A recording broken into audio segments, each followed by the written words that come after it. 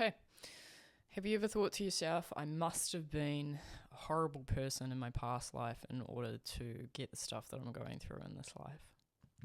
If you have, you're not the only person. Now, what on earth is karma? The first word I'm going to use to describe it is debris. Now, this debris or this baggage is energy of lessons that we often carry through life, right? Through our incarnations, one after the next, depending on what the lesson is, we can carry an energetic load. So karma is an energetic debris or load. And essentially what it is impact, cause and effect. Now that cause and effect can be positive, neutral, or negative. We often think of karma as a negative thing, but we can have different types of karma. We can have karma that comes back to us quickly. So things that happen in this life, say you have a not so nice thought about somebody, or you're just getting really angry and shitty and stomping, and then within 5 minutes you whack your head, you break something, you walk into the wall. Right, so that could be a cause and effect. So the cause is your thought pattern or your feelings and your energy that you're putting out into the universe, and the impact of that cause is an effect of accumulating not so great situations. So it's going to sort of recycle itself back in with that debris. And it can happen quickly or on a larger scale. Now, in general, most karmic patterns are going to depend on the level of impact and the level of effect. So, for example, you have caused something really big and that impact is quite big, emotionally, mentally, physically, for somebody else.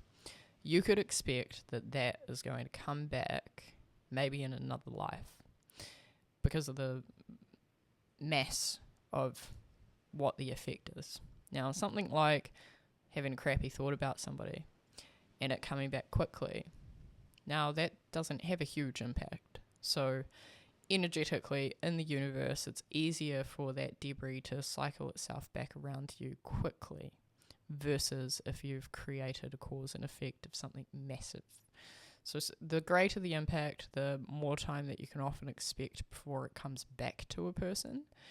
And again, remember that this debris or this energetic recycling is not always in the same life. Okay. So let's talk about the how and the why it's created. So how it's created is through the intent of the heart and the cause and the effect. So how we behave, how we treat people, the things that we do to ourselves and other people in the community. And our intent plays a big part of how karma is created, because although we may not be thinking that we want to severely emotionally hurt another person, say for example cheating. So if somebody is in a deep loving monogamous relationship and that person cheats on their partner, now we may not be thinking in our minds that we want to hurt that person or that we want to be dishonest to that person. And the heart might be hiding itself from its truth. Okay, so put that really simply. Our heart might be hiding its truth. And so the intent of the heart may be that we're not being honest in this situation because of a protection for ourselves. And things blow up, things come out, and how that affects the other person wasn't intentional, most likely. If it was intentional, then we've got another level or another layer in there. But let's say it's not intentional. And so the heart was not intending to do that. Now, what you may find is that your next relationship or another incarnation happens where you're with the same person or somebody else comes along. And energetically, the cause of your effect will come back to you. And it doesn't always look exactly the same, but again, it depends on the intent of the heart and the intentions of the cause and the effect. So you're with somebody else in a new situation, different relationship, and this person comes along and they say to you, I'm really sorry, but last night I had a fling. And maybe you're not even in a full relationship here. There's an example. And the resonance is the same for you. Here you are in a different situation. You haven't fully committed. And taking it back to that cause and effect, where the heart was just protecting itself. Well, here you are in a new situation. And the resonance, the vibration and the frequency of what happened karmically comes back through. Because your heart is trying to protect itself, and this person is now doing the same thing to you, where they're not fully committed. Now, you might not have had that involved, but you look back to the other situation and, well, there's not a full commitment to yourself or the other person in this situation. So here you are, a different situation. Now you're not together, and this person doesn't have the commitment. And you sort of stand back and you think to yourself, why is this even happening? Why are these two people even catching up and getting together and having dates and stuff if they don't really want to be there? And so how you may then, I guess, interpret that and process that for yourself may end up feeling very similar to what happened to your partner when you cheated on that person, and the emotional space that they went through, the betrayal, the questions, the why am I not good enough, or why didn't she talk to me, or why didn't he talk to me?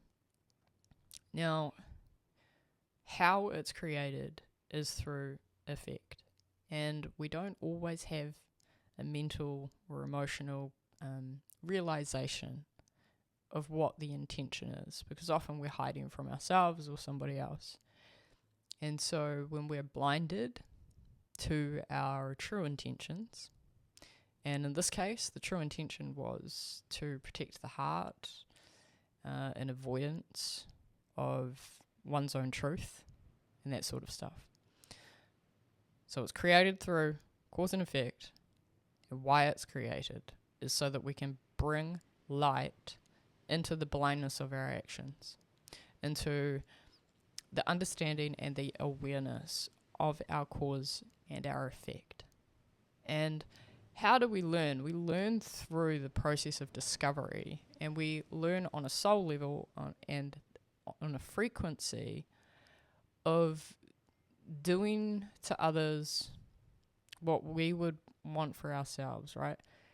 But we have to go through the motions of the ups and downs. So the why comes down to our soul growth, our individual learning emotionally, and about our impact, so that we can understand, maybe I should have actually just been honest with myself here. I wasn't committed to this relationship. I shouldn't have been there. Right? And unless we go through those things and we develop, then we never learn. We never stop making those mistakes. So the why is so that we can have it mirrored back to us. That mirror, when it comes back to us karmically from somebody else, is an act of love. Believe it or not, might be hard to hear that, but when we have unintentional harm that we've created on another person or for another person, it is an act of love on a soul growth level, because everybody on this earth and everybody in this multi-universe is actually here out of the development of the light and growth and evolving and connection. We're all connected to that. So here's an example of how this act of love can happen. So our soul may get to the end of this life, look back and go, I cheated on my partner. I wasn't true to myself. Do you know what? I really want to get better at that. I want to learn again. And so you reflect on the things that you haven't fully healed and what you would like to work on. And on a soul level, we kind of contract ourselves to do it again and to learn better. But what's the best way to learn is have a mirror showing us and guiding us to have a different reaction to life, to process our emotions differently and use different tools. So, end of the life, we look at that and we go, okay, all right. Now, say you're both in spirit, you and this ex-partner, ex-lover, and because on a soul level we're all made from love, we're all made from source, here you are conversing about the situation that had happened, and they may decide, okay, all right, I love you and I want you to grow. And your soul is resonating the same thing back. They're like, I love you and I really want to grow and I want you to grow. And I want you to be happy, okay? And so there's an agreement there that may happen so that this person can then give you a similar experience. Now you come back and he's a different person or she's a different person and they're just treating you like a fling and they're not fully committed. But it was an act of love on a soul frequency level that person and your person and your souls decided together, okay, we're going to get through this and it's going to be rough and I'm sorry in advance, but I hope that you grow and I hope that you heal. And it may be that in this life where you had cheated on your partner and you'd been together for 15 years and that person stays with you. Now that person may stay with a broken heart for another 10 years, okay? So when you decide to come back on the second round and meet again, well, maybe it's 3 lives later rather than the immediate one next. When you decide to come back with that person, they may have decided and you may have decided that what's going to happen is they're going to get a relationship straight after you that is going to fulfill their heart. And in the life that you guys regather and reconnect again, here you are feeling really sorry for yourself and hurt because this person moved on and they're really happy. And not realizing that what's going on is that out of an act of love, because you were sorry for what you had done, for your impact, for your cause and your effect, that it was granted to this person in the soul that after you would meet again, they would find the love of their life who would lift their soul. And this is the beautiful thing about what karma really is, because we're all heading towards the same direction. And life and energy and how we interact with the world is constantly coexisting between the light and the dark, and positive or negative and neutral situations. So I hope that this sort of covers a little bit of an idea for you around what is karma. Karma is an energetic baggage, a debris, and it could be positive, negative, or neutral. And it's something that creates lessons in order for us to evolve and to learn different ways of behaving and being authentic and being loving and being kind. And in order to get there, it's a little bit like the diamond. We have to go deep down under pressure and change and transform through those lessons. Now there's small scales of karma and there's larger scales of karma. Always try to do as much as you possibly can without the intent to receive. Because as I said earlier about intention with karma, this will play a big part, right? Somebody whose intention when they're going out and giving service and helping people, you know, when you see on Facebook some of those videos where People are going out and they're giving money to homeless people. What is the intent, right? Because that is what is going to create your karma. And so that situation will come back to you, maybe not in this life, but later on. Where is your heart sitting? Try as much as possible to do everything from a free flow of love and without the intent to gain. And ultimately you will find abundance. And some of us have chosen to come to this life with a heavier load than others, but we'll get into that later.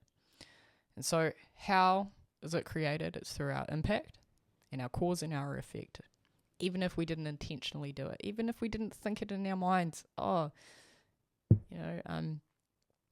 want you to realize that you're taking my options away from me, so I'm going to do it to you.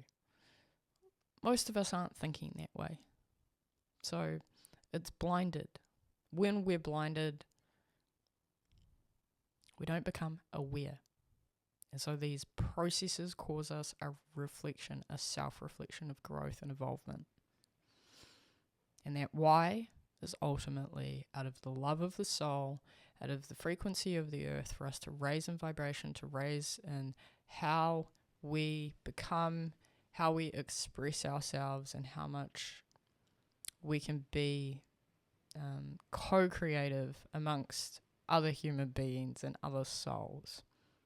The why is about our involvement and our purpose here, which is ultimately to free ourselves of our conditioning and to be, and to turn this place back into the garden or whatever version of that you want to call it. It's about harmony. And we often need to go through distress and struggle and have self-reflection, acknowledgement, awareness, in order for us to realize our place in this whole ecosystem of souls. So let's move on to the next lesson, all right? And we'll keep going with this. What is karma? How to release some of this stuff. Okay? Let's do it.